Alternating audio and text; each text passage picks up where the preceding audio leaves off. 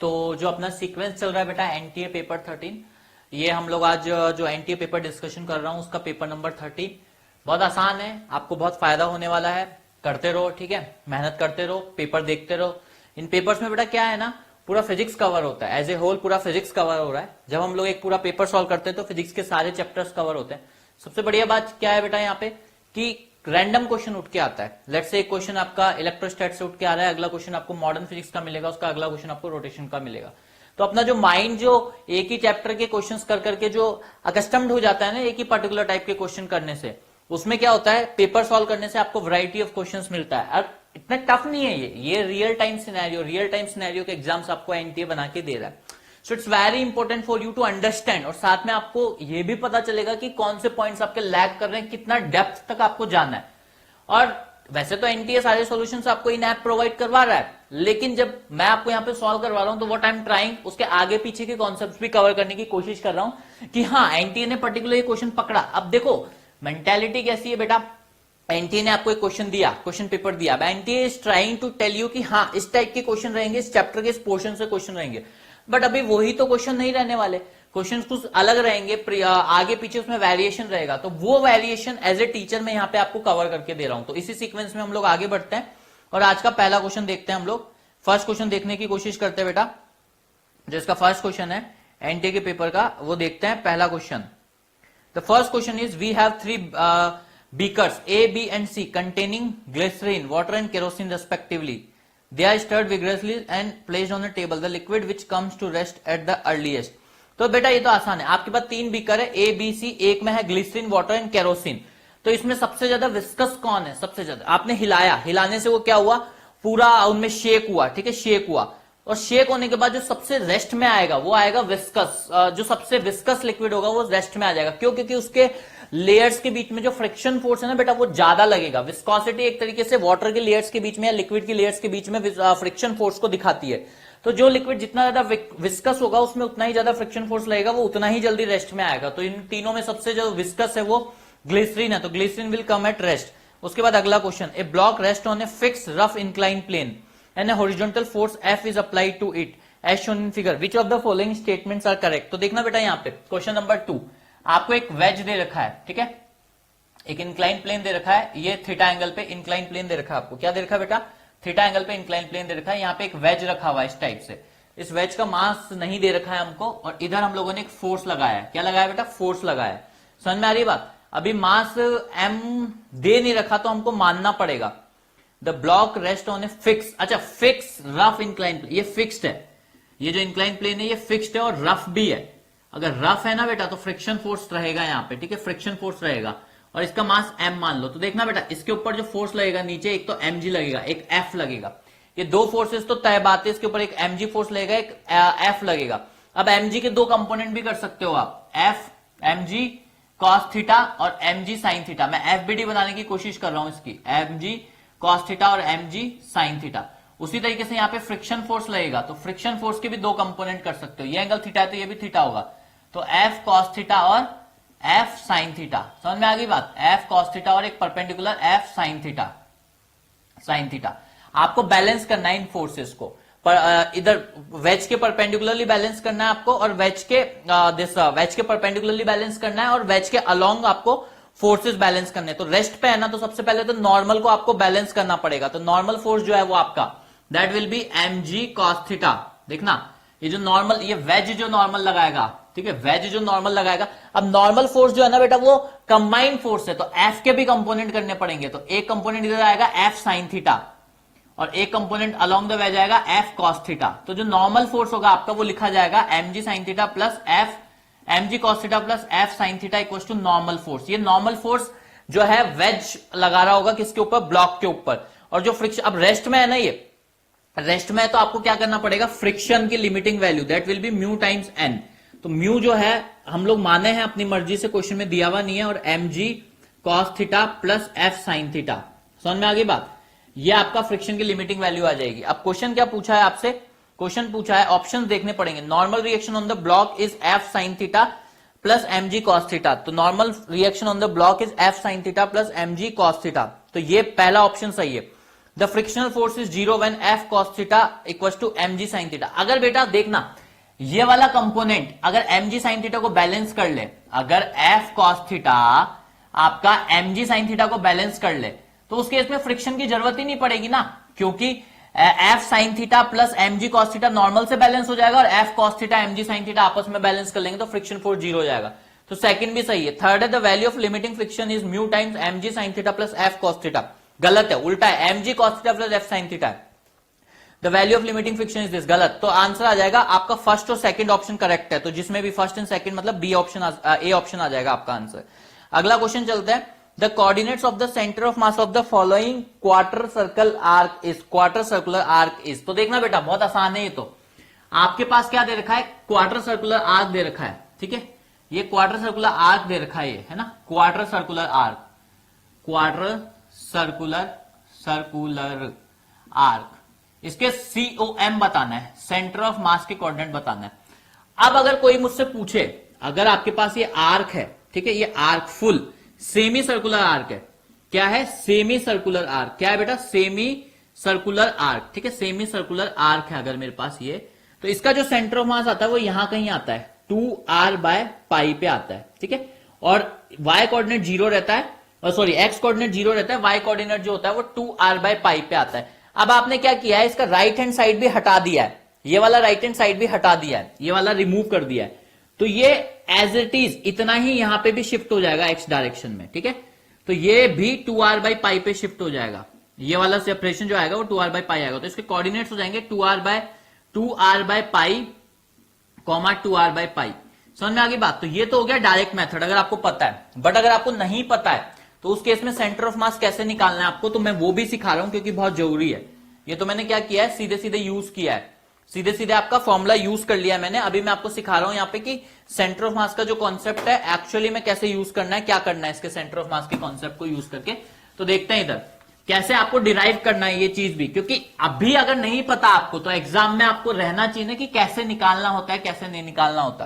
तो देखना बेटा होता क्या है, सेंटर ऑफ मास का कॉन्सेप्ट जब भी आपको यूज करना है, whenever you want to use centre of mass question, तो हम लोग कॉन्सेप्ट जो लिखा जाता है, तो सेंटर ऑफ मास होता क्या है, देखना किसी भी बॉडी का सेंटर ऑफ मास लिखा जाता है, देखना कैसे लिखा जाएगा, XCOM, समझ में आ रही बात, XCOM इक्वल टू DM, ठीक है, इंटू लेट से x divided by integration DM।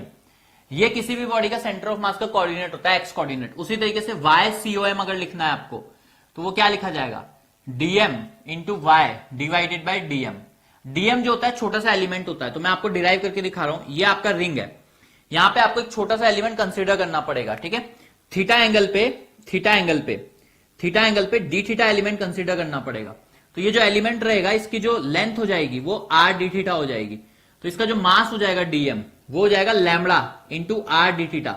Lambda जो है वो मास डेंसिटी मान लो, ठीक है, मास डेंसिटी मान लो, ठीक है, लैम्बडा जो है वो मास डेंसिटी कंसीडर कर लो, क्लियर है। अब इसका अगर आपको कोऑर्डिनेट लिखना है, XCOM लिखना है, तो XCOM कैसे लिखोगे, देखना XCOM, तो ये इसका सेंटर ऑफ मास तो यहां से कितनी डिस्टेंस पे, ये वाला पॉइंट R है और ये वाला पॉइंट कितना हो जाएगा R cos थीटा, तो ये वाला XCOM, तो देखना इंटीग्रेशन DM की जगह लिखो लैम्बडा R डी थीटा और साथ में x कोऑर्डिनेट आएगा R cos थीटा और नीचे आ जाएगा इंटीग्रेशन DM।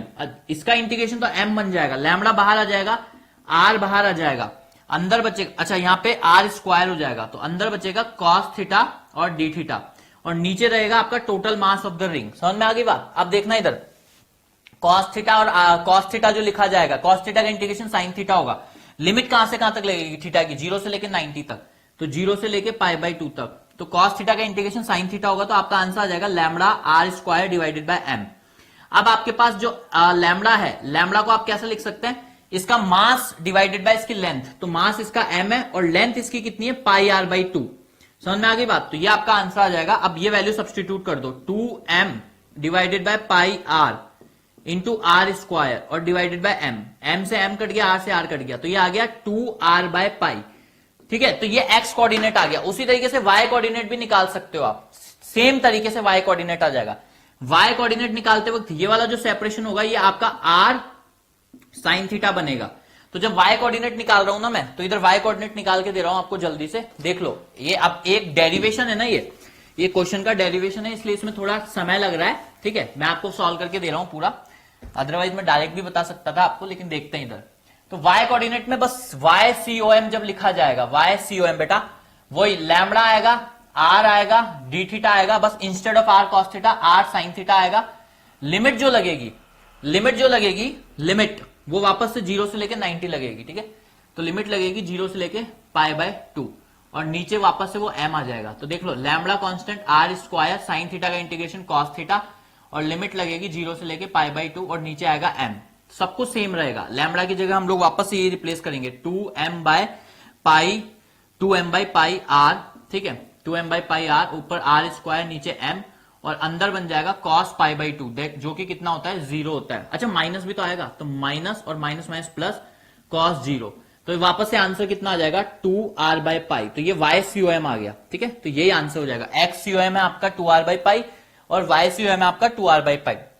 तो सेंटर ऑफ मास कहीं यहां पे शिफ्ट होगा 2r/π पे। तो ये आपका क्वेश्चन नंबर था थर्ड, ये आपका क्वेश्चन नंबर थर्ड था। क्वेश्चन नंबर फोर्थ चलते हैं। Radio active material has mean life of 1620 year है। एक रेडियो एक्टिव मटेरियल है जिसकी मीन लाइफ आपको कितनी दे रखी है बेटा, 1620 ईयर्स दे रखी है and 660 years for alpha and beta emission. Mean life of 1600 years and 660 years for alpha and beta emission respectively. अच्छा, अल्फा एमिशन के लिए 1620 है और बीटा एमिशन के लिए 660 है। The material decays by simultaneously alpha and beta emission.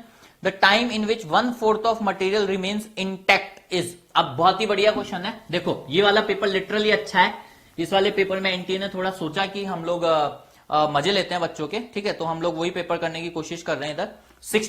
Fourth number का question है, अल्फा एमिशन के लिए अलग हाफ लाइफ दे रखी है और बीटा एमिशन के लिए अलग हाफ लाइफ दे रखी है आपको, ठीक है। अल्फा एमिशन के लिए अलग हाफ लाइफ दे रखी है, बीटा एमिशन के लिए अलग हाफ लाइफ दे रखी है और बोल रहा है कि साइमल्टेनियसली डिके हो रहा है, ठीक है। तो देखना बेटा यहाँ पे जो आपको फोर्थ क्वेश्चन है उसमें टी एवरेज दे रखा है अल्फा के लिए कितना 1620 और टी एवरेज दे रखा है बेटा किसके लिए, बीटा के लिए कितना दे रखा है 660, ठीक है। अब आपको सबसे पहले हाफ लाइफ निकाल लो। टी हाफ जो होता है वो कितना लिखा जाता है ln2/λ और टी एवरेज जो होता है ना बेटा वो कितना लिखा जाता है 1/λ। तो आपको ये रिलेशन पता होना चाहिए कि टी हाफ जो होता है वो ln2 multiply by T half जो होता है वो टी एवरेज के बराबर होता है, मीन के बराबर होता है। अब आपको दोनों का, अब ये आपका मान लो मटेरियल है, ये अल्फा भी एमिट कर रहा है, ये बीटा भी एमिट कर रहा है। इसकी हाफ लाइफ टी हाफ है और इसकी हाफ लाइफ टी हाफ है। समझ में आ रही बात? तो हम लोग जो मीन लिखेंगे ना, मीन टी हाफ, वो क्या लिखेंगे 1/t हाफ मीन, वो आएगा 1/t half of alpha plus 1/t half of beta. तो ये जो वैल्यू डालोगे आप एवरेज, आपको जो दिया हुआ है वो एवरेज दिया हुआ है, तो जब वैल्यू डालोगे तो आंसर आएगा 620 multiply by 660 divided by 620 plus 660। Clear है? तो ये एक जीरो से तो एक जीरो नहीं, रहने दो इसको, अभी एज इट इज रहने दो। ये आ जाएगा आपके पास कितना, ऐड करने पे 16 2480, तो 2480 और ऊपर एज इट इज रहने दो 660। क्लियर है? इंटू 2, सॉरी इंटू, बस ये आंसर आ जाएगा आपके पास। ये क्या है, T average, T half average आया आपके पास, एवरेज। अब आपके पास सपोज करो शुरू में n0 नंबर के न्यूक्लियाई थे, एक टी हाफ के बाद आपके पास क्या बचा, एक टी हाफ के बाद आपके पास बचेगा, अच्छा यहाँ पे एक ln2 भी आएगा, ठीक है, ln2 भी आएगा, ये वाला ln2 वैल्यू डालोगे तो ln2 भी बचेगा वहां पे। तो एक टी हाफ के बाद आपको n0/2 बचेगा और उसके बाद दूसरे टी हाफ के बाद आपके पास n0/4 बचेगा। तो बेसिकली क्वेश्चन में यही बोल रहा है ना कि n0/4 बचा है, 1/4 बचा है, 3/4 डिके हो गया। तो आंसर आ जाएगा टाइम रिक्वायर्ड, टाइम आ जाएगा 2 टाइम्स ऑफ टी हाफ, और जो भी लिखा जाएगा 2 टाइम्स ऑफ ये खतरनाक सा value 1620 multiply by 666 divide by 248 और साथ में ln2 की वैल्यू आपको याद है कितनी होती है, ln2 की वैल्यू 0.693 या फिर 0.7 ले लो, तो 0.693 ले लेना। इसको सॉल्व करोगे तो जो भी ऑप्शन में दिया हुआ है वो आंसर आ जाएगा। आई डोंट नो कितना आएगा, ये कैलकुलेटिव क्वेश्चन होगा, इसको सॉल्व कर लेना। आगे बढ़ते हैं हम लोग फिफ्थ क्वेश्चन में। 2 wires A and B of the same material, 2 wire है आपके पास जिनका मटेरियल सेम है, उनका जो रेडियस है रेशियो 1:2, रेशियो 1:2 है, रेडियस का रेशियो 1:2 है और carry currents in the ratio 4:1, the ratio of drift, ये तो आसान है, करंट जो है वो 4:1 के रेशो में जा रही है, और जो उनका रेडियस का रेशो है दैट इज 1:2। तो आपके पास वायर ए है, वायर बी है, इसमें करंट और I1 और I2, तो I1 I2 का जो रेशो है I1/I2 दैट इज 4:1, और आपके पास रेडियस R1 और जो R2 का रेशो है दैट इज 1:2। आपसे पूछा है drift speed VD1 divide by VD2। समझ में आ रही बात? तो पता है क्या लिखा जाता है, एन आई जो लिखा जाता है वो लिखा जाता है NEAVD। समझ में आ गई बात? आई बराबर होता है NEAVD, तो VD हो जाएगा यहां से I1 डिवाइडेड बाय A1, ठीक है, और I2 डिवाइड बाय A2, बाकी सब तो कट जाएगा, तो यहां पे आ जाएगा I1 A2 divided by I2 A1, तो ये आ जाएगा I1 R2 का square divided by I2 R1 का स्क्वायर। तो यहाँ पे I1 और I2 4:1 रेशो में, और रेडियस जो है आपका वो 1:2 रेशो में, उसका स्क्वायर करोगे तो 1/4, तो 1:1 आंसर आ जाएगा। तो जो VD का ड्रिफ्ट स्पीड है वो 1:1 आंसर आना चाहिए। ओहो 1:1 नहीं आ रहा है, कुछ तो गड़बड़ कर दिया हम लोगों ने। लेट्स सी, ये I1 A2, अच्छा A2/A1 ना, तो ये R2/R1, तो R2/R1 4:1 होगा ना, तो ये आंसर आएगा 16:1। अरे R2/R1 मैंने यहाँ पे R1/R2 1:2 लिखा है, तो R2/R1 उल्टा हो जाएगा, R2/R1 जो हो जाएगा वो उल्टा हो जाएगा, 2:1 आंसर आ जाएगा, तो उसका स्क्वायर करोगे तो 16:1 आंसर आ जाएगा। चलो आगे बात करते हैं। K1 and K2 are maximum kinetic energies of photoelectrons emitted when light of wavelengths λ1 and λ2 respectively are incident on the metal surface. If λ1 बराबर 3λ2, अगर λ1 की वैल्यू 3λ2 है तो क्या होगा? तो बेटा बहुत ही बढ़िया क्वेश्चन है, तो उम्दा क्वेश्चन है।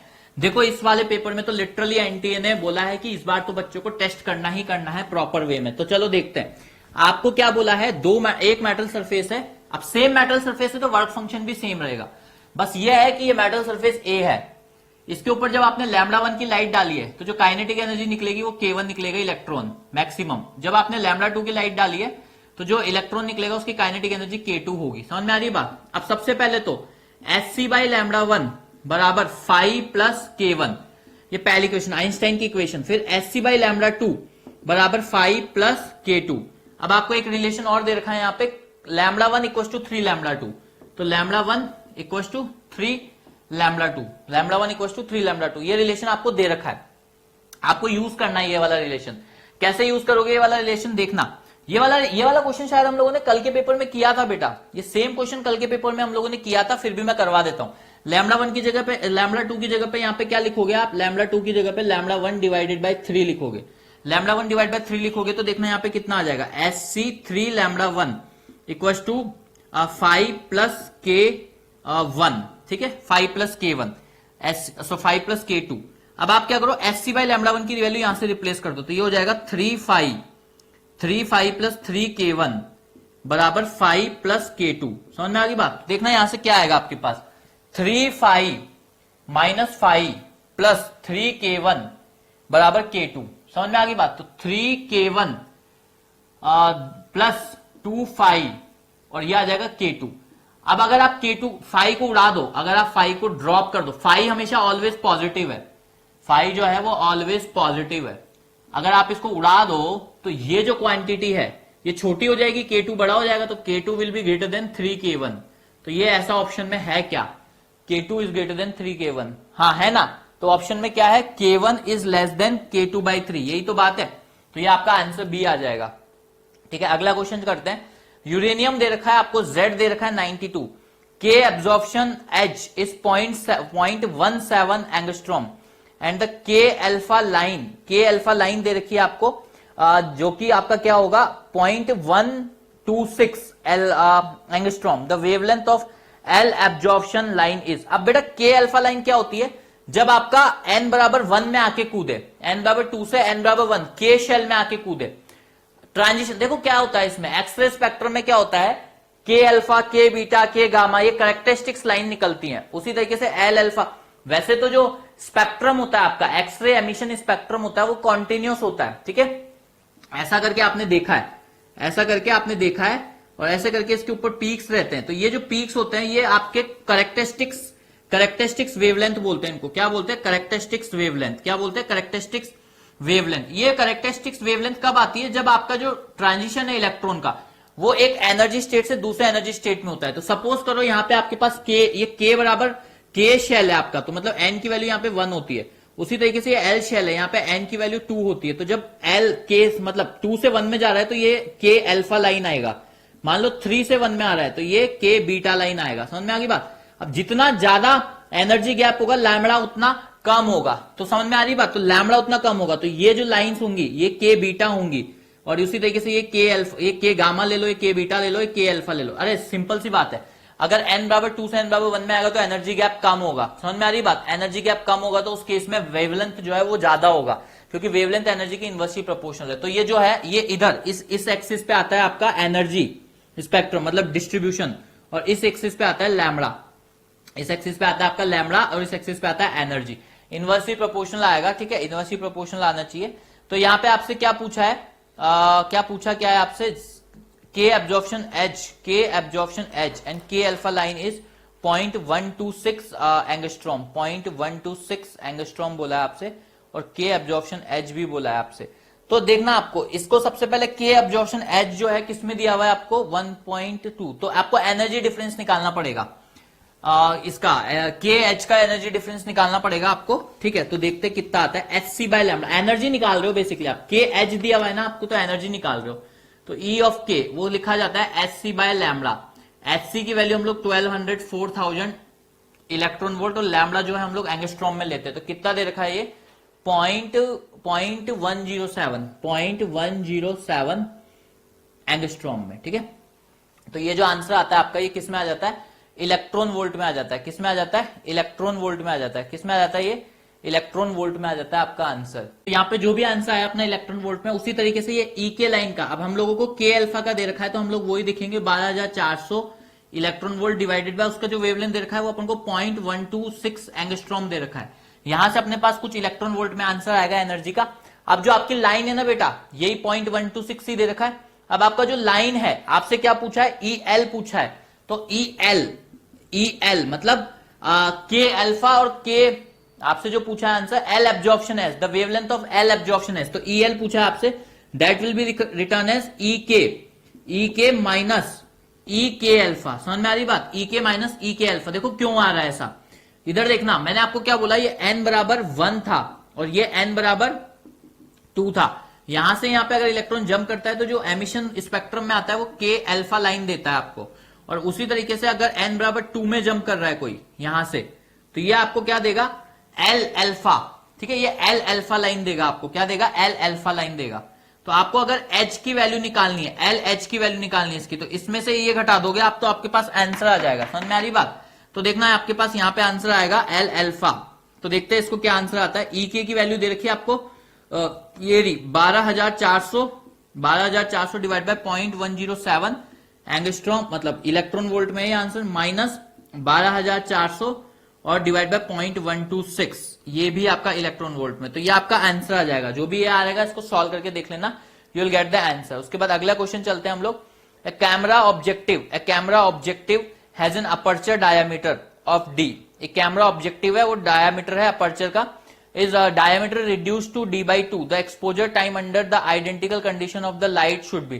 तो बेटा ये तो है अपर्चर जो होता है ना, अपर्चर जो आपका टाइम जो एक्सपोजर टाइम है वो आपके डायमीटर के अपर्चर के इनवर्सली, मतलब उसके स्क्वायर के इनवर्सली प्रोपोर्शनल होता है, ठीक है। जो आपका अपर्चर जो एक्सपोजर टाइम है, एक्सपोजर टाइम, तो ये कौन सा क्वेश्चन नंबर है, 5th क्वेश्चन नंबर है आपका। तो देखना एक्सपोजर टाइम जो है that is inversely proportional to diameter के स्क्वायर के, डायमीटर का जो स्क्वायर है उसके इनवर्सली प्रोपोर्शनल है। तो exposure time T is inversely proportional to 1/d square. समझ में आ गई बात। अब आपने क्या किया, डायमीटर को हाफ कर दिया है, डायमीटर को हाफ कर दिया है, तो जो आपका T है वो कितना हो जाने वाला है, 40 होने वाला है। समझ में आ गई बात। एक्सपोजर टाइम आपको क्या लगने वाला है, 4 गुना लगने वाला है। अरे कुल मिला के ये है, जितना बड़ा डायमीटर होगा, ठीक है, जितना बड़ा आपका अपर्चर होगा डायमीटर का, उतनी ज्यादा लाइट कैप्चर करेगा वो। समझ में आ गई बात। उतना कम टाइम के लिए एक्सपोज करना पड़ेगा। अगर आपने डायमीटर छोटा कर दिया, मतलब अपर्चर छोटा कर दिया, तो ज्यादा लाइट कैप्चर करने के लिए एक्सपोजर टाइम, मतलब अच्छी पिक्चर लेने के लिए पर्टिकुलर टाइम के लिए इतना एक्सपोजर तो चाहिए, तो एक्सपोजर टाइम इंक्रीज कर जाएगा। बाकी मैथमेटिकली जो है वो आपका एक्सपोजर टाइम वो डायमीटर के स्क्वायर के इनवर्सली प्रोपोर्शनल होगा। समझ में आ गई बात। तो आंसर आना चाहिए 4 टाइम्स T हो जाना चाहिए आपका। अगला क्वेश्चन है, when an object is at distance x and y from a lens, a real image and a virtual image are formed respectively, are having same magnification, the focal length of the lens is. तो ये तो आसान question है, देखना बेटा, आपको एक lens दे रखा है, एक लेंस दे रखा है, कौन सा लेंस दे रखा है, मेंशन है क्या, distance from an lens, lens नहीं पता हमको, तो लेंस नहीं पता तो हम तो ऐसे लिख लेंगे, समझ में आ रही बात। जब वो x एंड y डिस्टेंस पे, x एंड y डिस्टेंस पे तो एक रियल इमेज बनती है, जब x डिस्टेंस पे तो रियल इमेज बनती है और y डिस्टेंस पे तो रियल इमेज बनती है। देखना ये x डिस्टेंस पे आपके पास ऑब्जेक्ट, तो एक रियल इमेज बनेगी। रियल इमेज आपको कौन बना के देगा, कॉन्वेक्स लेंस बना के देगा, समझ में आ गई बात। अगर आपका ऑब्जेक्ट रियल है, ऑब्जेक्ट रियल है तो उसकी रियल इमेज आपको कौन बना के देगा, कॉन्वेक्स लेंस बना के देगा। तो जब आपके x डिस्टेंस पे है तो सपोज करो ये v1 डिस्टेंस पे इसकी रियल इमेज बनती है, यहाँ पे ये I ले लो और ये ऑब्जेक्ट ले लो। जब ये y डिस्टेंस पे है तो इसका मतलब कहीं पास किया होगा आपने, तभी उसकी ऑब्जेक्ट की जो इमेज है वो वर्चुअल बनेगी, तो इसको v2 ले लो, समझ में आ गई बात। अब खास बात ये है कि मैग्निफिकेशन सेम है, तो लेंस के केस में जो मैग्निफिकेशन लिखा जाएगा वो कितना लिखा जाएगा, v/u लिखा जाएगा, कितना लिखा जाएगा, v/u लिखा जाएगा। लेंस फॉर्मूला लगाना है आपको, 1/v minus 1/u equal to 1/f। तो देख लो 1/v1 प्लस में आएगा पहली बात, तो माइनस 1/u1 वो माइनस x रह जाएगा बराबर 1/f। ये पहला इक्वेशन हो गया। दूसरा इक्वेशन आएगा 1/v2, ये इस बार नेगेटिव में आएगा क्योंकि वर्चुअल इमेज है, और माइनस 1/y बराबर 1/f, ये दूसरी इक्वेशन आ जाएगी। तीसरी इक्वेशन मैग्निफिकेशन बराबर है, तो v2 बाय साइन के साथ लिखना है हमको, तो minus v2 bye minus y बराबर, अब इस केस में आपका आएगा plus v1 divide by minus x, तो ये एक रिलेशन आ जाएगा। तो v2 बाय y बराबर v1 बाय x, वो भी नेगेटिव साइन के साथ। दो इक्वेशन है आपके पास, ये पहली इक्वेशन है, ये दूसरी इक्वेशन है। निकालना क्या है आपको, the focal length of the lens, तो फोकल लेंथ निकालनी है आपको, 1/f निकालनी है। निकालते हैं अपन, 1/v1 plus 1/x equal to 1/f, यहां से आ जाएगा माइनस 1/v2 और ये आ जाएगा plus 1/y equal to 1/f। Clear है।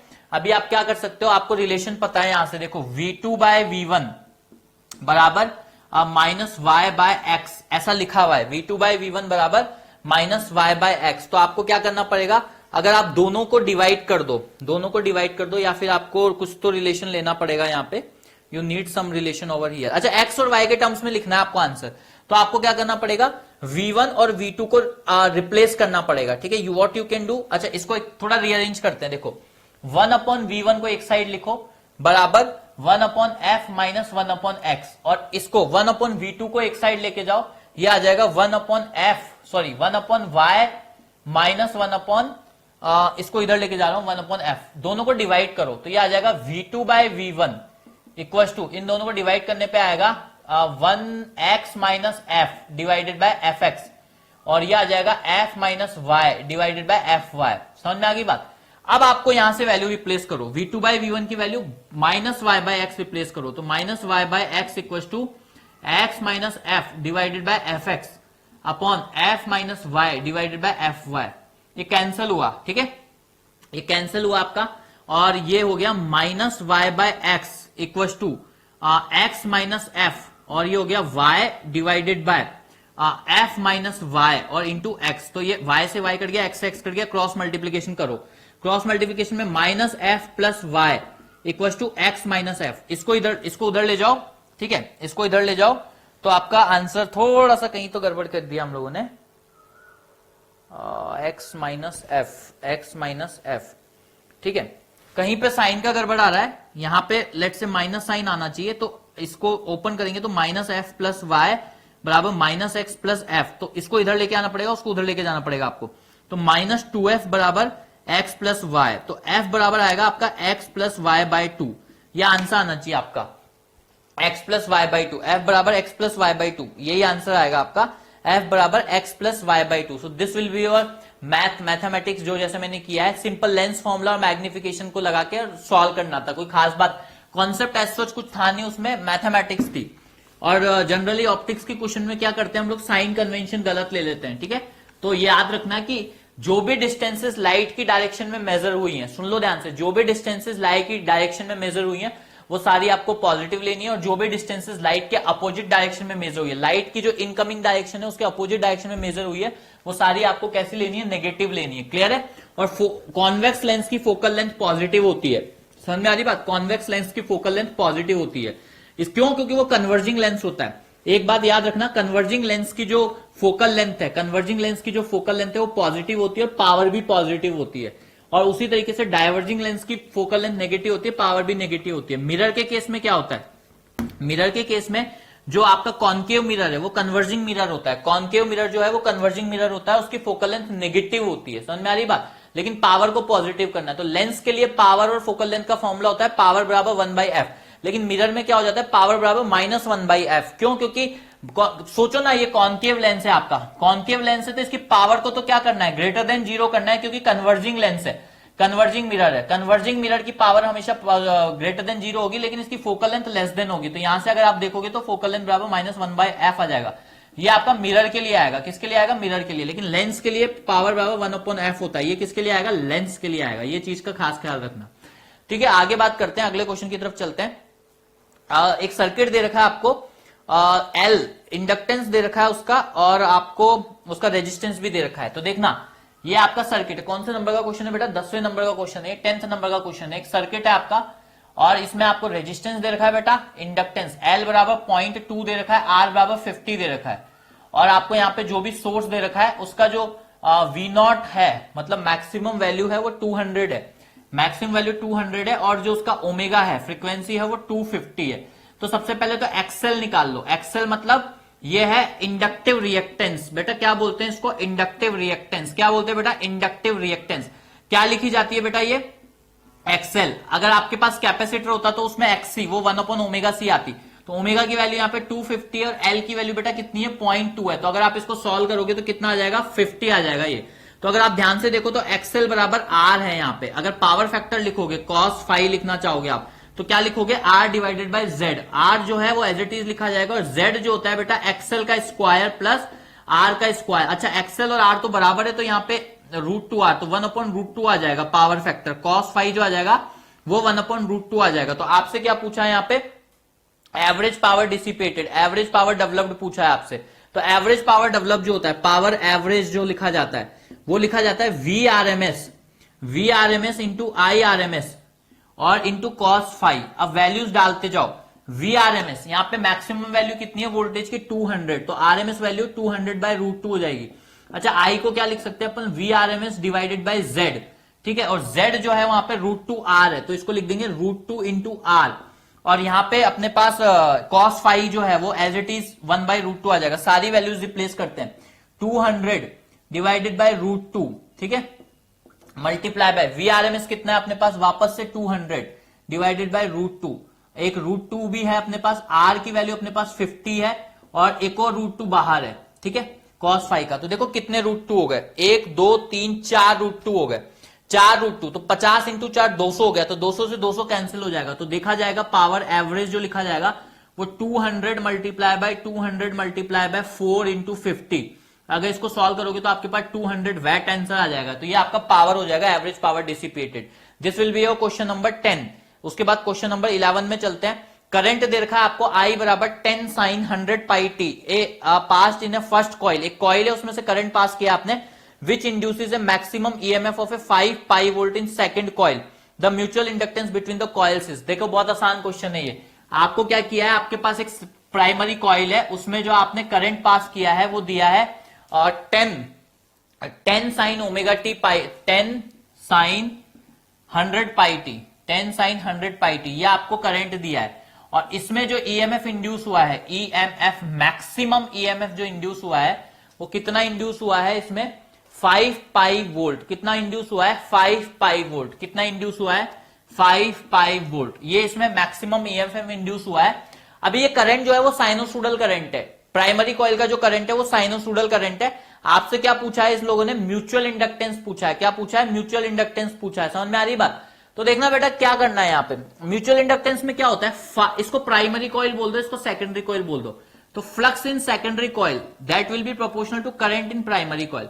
तो फ्लक्स इन सेकेंडरी कॉइल लिखा जाएगा आपके पास, क्या लिखा जाएगा, mutual inductance into primary coil. इसको डिफरेंशिएट करो तो d phi by d s, मतलब d phi by D t वो आ जाएगा M और d I by D t. ठीक है, अब आपको क्या करना है, differentiate d phi by D T आपका ईएमएफ हो जाता है, और मतलब निगेटिव ऑफ ईएमएफ हो जाता है, वो लिखा जाएगा M D I P by D T. समझ में आ रही बात? तो यहां से ईएमएफ इंड्यूस जो है, ईएमएफ इंड्यूस ई, वो आ जाएगा minus M D I P by D T. इसका डिफरेंशिएट करो तो 10 into 100 pi as it is आएगा ओमेगा, और साथ में कॉस, इधर लिख रहा हूं मैं, इधर कर रहा हूं, इधर जगह नहीं बची, यहां लिख रहा हूं।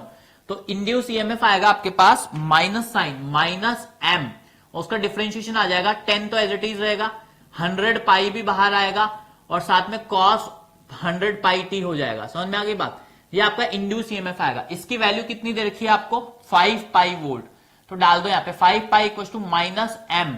अच्छा, मैग्नीट्यूड से मतलब है तो हमको कोई माइनस साइन उड़ा भी सकते हो, कोई फर्क नहीं पड़ता, और इधर 10 और इधर 100 पाई, और इसकी मैक्सिमम वैल्यू 1 हो सकती है, कॉस की मैक्सिमम वैल्यू 1 हो सकती है, क्योंकि कॉस और साइन दोनों फंक्शन की मैक्सिमम वैल्यू 1 होती है। यहां से म्यूचुअल इंडक्ट पाई से पाई कट जाएगा, आपका म्यूचुअल इंडक्टेंस आ जाएगा 5 डिवाइडेड बाय 1000, ठीक है, तो ये आ जाएगा 5 मिली हेनरी, ठीक है, 5 मिली हेनरी आपका म्यूचुअल इंडक्टेंस आ जाएगा, ए आंसर आ जाएगा। बहुत ही उम्दा क्वेश्चन था, मस्त क्वेश्चन था। मुझे लग रहा है मैं जेई का पेपर सॉल्व कर रहा हूं आज। आई think I am solving the JEE paper, I forgot कि कौन सा पेपर है ये, जो भी हमको तो सॉल्व करना है, ठीक है, नहीं नीट का पेपर है ये। बहुत ही बढ़िया पेपर बनाया, मजा आ गया आज के पेपर को सॉल्व करके, मैं भी, मेरे को मजा आ गया सॉल्व करने में, तो आपको तो आ ही रहा होगा। चलो बच्चा आगे बात करते हैं। ऐसे देखो ना कितने डेप्थ में गया ये नीट का 13 पेपर, नीट का 13 नंबर का पेपर, बहुत ही आउटस्टैंडिंग पेपर है। इसको मैं full out of full marks दूंगा। 13 क्वेश्चन, 12 क्वेश्चन सॉल्व किए हम लोगों ने, बिल्कुल खतरनाक कॉन्सेप्ट से। उसके बाद अगला 13 नंबर का कॉन्सेप्ट, 13 नंबर का कॉन्सेप्ट क्या है, what will be the magnetic field at the point P in the figure below. ये आसान क्वेश्चन दिया है। आप ये आपका ऐसा करके करंट है जो जा रहा है एक वायर, और इधर आपको एक तरीके से सेमी सर्कल है, ये आर है, ये आर है, ठीक है, इधर से करंट आ रहा है। तो ये जो है आपके पास सेमी इनफाइनाइट वायर है ना, क्या है, semi infinite wire, semi infinite wire, ठीक है, सेमी इनफाइनाइट वायर, ये भी सेमी इनफाइनाइट वायर है, ये भी सेमी इनफाइनाइट वायर। इसके कारण जो करंट है वो, इसके कारण जो मैग्नेटिक फील्ड है B1, वो डॉट में आएगा। समझ में आ गई बात? ये 1 पार्ट बोल दो, इसको 2 पार्ट बोल दो, इसको 3 पार्ट बोल दो। इसके कारण जो मैग्नेटिक फील्ड है वो भी डॉट में आएगा, B2 भी डॉट में आएगा, और इसके कारण जो मैग्नेटिक फील्ड है वो भी डॉट में आएगा, B3 भी डॉट में आएगा। तो जो नेट मैग्नेटिक फील्ड आएगा बी नेट, वो तीनों का सम आ जाएगा। सेमी इनफाइनाइट वायर के कारण mu naught I upon 4 pi R, perpendicular distance जो वायर की वो आर है। फिर उसके बाद सेमी सर्कुलर आर्क के कारण जो आता है mu naught I upon 4 R आता है। उसी तरीके से एक और नीचे सेमी इनफाइनाइट वायर है, उसके कारण mu naught I upon 4 pi R आएगा। तो देख लो, सॉल्व कर लो, mu naught I upon 4 R common ले लो, ये हो जाएगा 2 बाई पाई प्लस 1। तो ऐसा कुछ ऑप्शन में है तो देख लो, mu naught I upon 4 R 2 by pi plus 1, yes है, बी ऑप्शन है, तो ये आंसर सही हो जाएगा आपका बी। अगला क्वेश्चन चलते हैं, the time period of vibration. अपना क्वेश्चन है वाइब्रेशन पे आ गया ये। डिप निडल का टाइम पीरियड दे रखा है वाइब्रेशन का in the vertical plane in the magnetic meridian is 3 second. बहुत ही उम्दा क्वेश्चन है।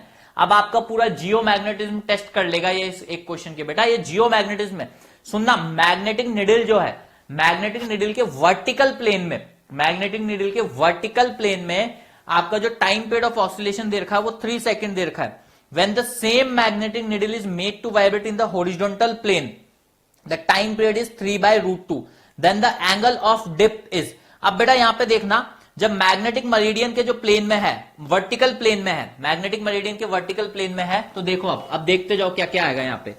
यहां पे आपको टाइम पीरियड दे रखा। अब याद करो, जब मैंने बार मैग्नेट पढ़ाया था, आपको बोला था कि जब वो मैग्नेटिक फील्ड में रखा जाता है, उसको हल्का सा डिस्प्लेस करते हो तो वो वाइब्रेट करने लगता है। तो जो टाइम पीरियड होता है वो, ये क्वेश्चन नंबर 14 है, जो टाइम पीरियड होता है वो 2 पाई रूट में आई अपॉन एम और बी होता है। अब जब वर्टिकल प्लेन में, वर्टिकल प्लेन में टाइम पीरियड जो है वो 3 सेकेंड दे रखा है, तो 3 बराबर 2 पाई रूट में आई अपॉन एम और बी की जगह पे अपना बीवी आ जाएगा। उसी तरीके से जब हॉरिजॉन्टल प्लेन में है तो टाइम पीरियड 3√3 है, तो बाकी किसी भी चीज पे चेंज नहीं आएगा, सिर्फ और सिर्फ आपका हॉरिजॉन्टल कंपोनेंट चेंज हो जाएगा मैग्नेटिक फील्ड का। दोनों को डिवाइड कर दो तो 1/√2 बराबर, देखना क्या क्या कैंसिल हो जाता है, ये आ जाएगा रूट में BH डिवाइडेड बाय BV, और इनको स्क्वायर करोगे तो 1/2 बराबर BH बाय BV। अब आपको पता है एंगल ऑफ डिप जो होता है, डिप एंगल, वो tan थीटा या tan फाई जो भी लिखा जाता है वो BV बाय BH लिखा जाता है। तो इसका मतलब यहां से tan थीटा जो आ गया आपका वो आ गया 2, तो थीटा जो आ गया वो आपका आ गया tan इनवर्स 2। तो ये आंसर आना चाहिए tan इनवर्स 2। तो देखो ऑप्शन में है क्या, नहीं है, ऑप्शन में आंसर नहीं है tan इनवर्स 2। कहीं तो हम लोगों ने गलती कर दी है, ठीक है।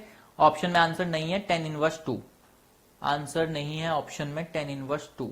समझ में आ रही बात। मैग्नेटिक मेरिडियन, मैग्नेटिक मेरिडियन 3, ओहो सॉरी, ये जो वर्टिकल में है मैग्नेटिक मेरिडियन में है, मैग्नेटिक मेरिडियन में वर्टिकल में है, तो ये जो है मैग्नेटिक मेरिडियन, मैग्नेटिक मेरिडियन में मेरिडियन, ये जो बी है ये टोटल बी है, तो यहां पे टोटल बी आएगा आपके पास, टोटल बी आएगा, तो ये टोटल बी रहेगा, तो ये टोटल बी।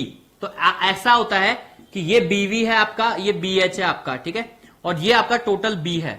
समझ में आ गई बात। तो देखो यहां से अगर ये एंगल थीटा है तो देखना यहाँ पे टेन, यहां पे अगर आपके पास क्या लिखना है, बी एच बाई बी लिखना है, बी एच बाई बी, तो B H by B, B H by B क्या हो जाएगा आपका कॉस थीटा हो जाएगा। तो आप देखना कॉस थीटा लिखा जाएगा 1/2, तो थीटा आ जाएगा 60 डिग्री। तो जो डिप एंगल होता है वो तो टेन थीटा लिखा जाता है, तो वो आ जाएगा √3। समझ में आ गई बात, √3, या फिर थीटा डायरेक्ट आ जाएगा 3, ठीक है, थीटा 60 डिग्री आ जाएगा, तो 60 डिग्री आंसर होगा। बहुत ही बढ़िया क्वेश्चन था। बस खास बात ये थी कि जब पहले केस दिया था, जब टाइम पीरियड 3 था, तो जो वाइब्रेशन हो रहा था वो वर्टिकल प्लेन, मैग्नेटिक मेरिडियन के वर्टिकल प्लेन में वाइब्रेशन हो रहा था। समझ में आ रही बात, वर्टिकल प्लेन में वाइब्रेशन हो रहा था। और वर्टिकल प्लेन में वाइब्रेशन का मतलब है वहां पे जो मैग्नेटिक फील्ड है वो नेट मैग्नेटिक फील्ड आएगा। कितना आएगा, नेट मैग्नेटिक फील्ड आएगा। क्लियर है, नेट मैग्नेटिक फील्ड आएगा। इसलिए ये क्वेश्चन यहाँ पे थोड़ा सा बच्चे को कंफ्यूज कराने के लिए दिया है ये। अगला question, if only 100 part of total current flowing in the circuit is to be passed through a galvanometer of resistance, then the value of shunt resistance required will be। बहुत ही आउटस्टैंडिंग क्वेश्चन है। ये बोल रहा है only 100 part of current is to be flow from the galvanometer। तो 15 question है आपका, आपको मैं समझा रहा हूं गैल्वेनोमीटर टू एमीटर कन्वर्जन। तो ये गैल्वेनोमीटर होता है, इसका एक रेजिस्टेंस लगाते हैं अपन यहाँ पे G, और नीचे लगाते हैं एक शंट रेजिस्टेंस जिसको RS बोलते हैं। अब यहां से मान लो करंट जाती है I, तो इसमें जाती है full scale deflection current IG। तो यहां पे बोल रहा है IG जो है वो I का 100 पार्ट है, और बाकी करंट नीचे से फ्लो करेगी, I माइनस I बाय 100 नीचे से फ्लो करेगी, मतलब 99 I बाय 100 नीचे से फ्लो करेगी। तो आपको तो क्या लिखना है, I minus IG into RS बराबर IG/RG, क्योंकि ये दोनों पैरेलल में आ जाएंगे ना, तो पैरेलल में जो है बेटा इनका वोल्टेज सेम होता है। I माइनस IG की वैल्यू कितनी है, 99 I by 100। RS shunt resistance की वैल्यू तो हमको निकालनी है बेटा, IG की वैल्यू कितनी है, I बाय 100, और RG की वैल्यू गैल्वेनोमीटर के टर्म्स में G दे रखी है, तो 100, तो RS जो आ जाएगा वो आ जाएगा G बाय 99, मतलब जो गैल्वेनोमीटर का रेजिस्टेंस है उसका 1/99 टाइम्स जो रेजिस्टेंस आएगा वो आपको शंट में लगाना पड़ेगा। तो आंसर सी आ जाएगा। उसके बाद अगला question, separation between the plates of a parallel plate capacitor is 5 mm। This capacitor having air as dielectric medium between the plates is charge to a potential 25 volt. बहुत ही उम्दा क्वेश्चन करने वाले हम लोग। The battery is then disconnected, battery को disconnect कर दिया, dielectric slab of thickness 3 mm and the dielectric constant K is placed between the plates as shown in figure। potential difference between the plates after the dielectric slab is। बहुत ही उम्दा question है।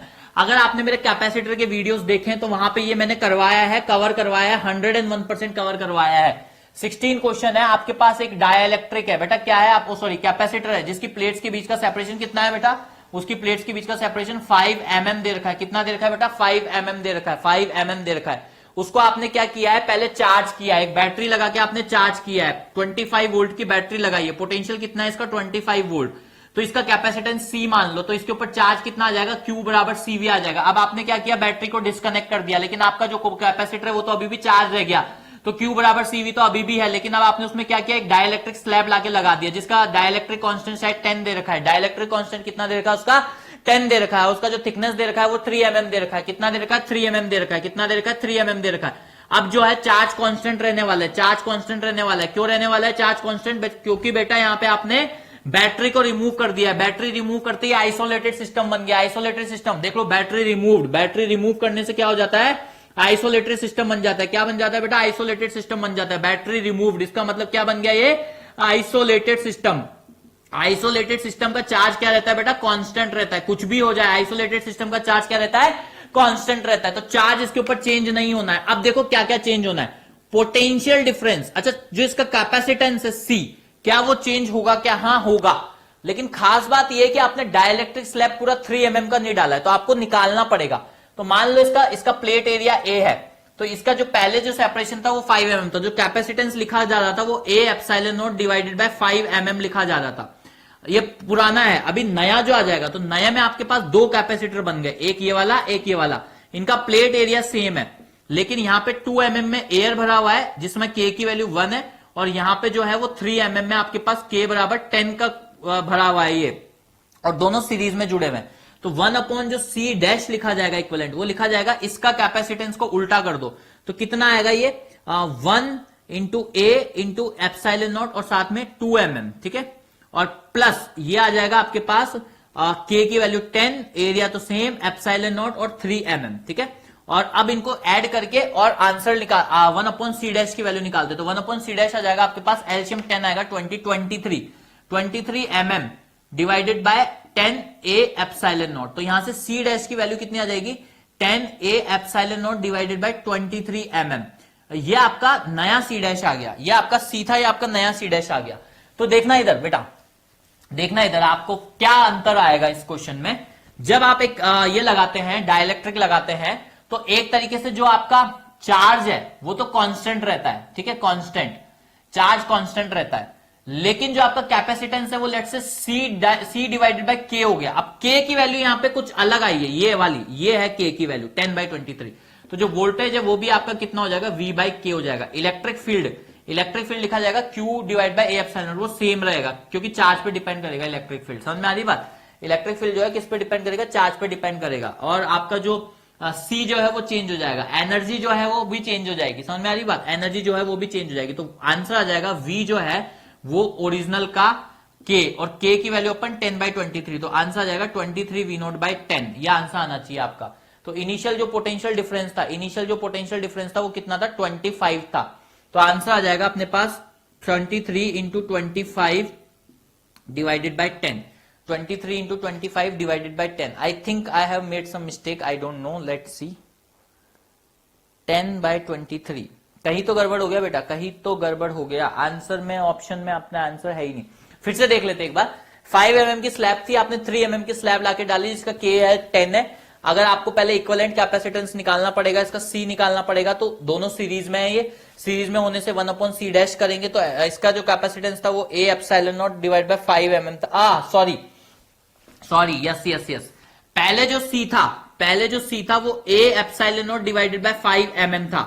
जो नया C dash आ गया वो आ गया 10/23 और A epsilon not divided by 23 mm।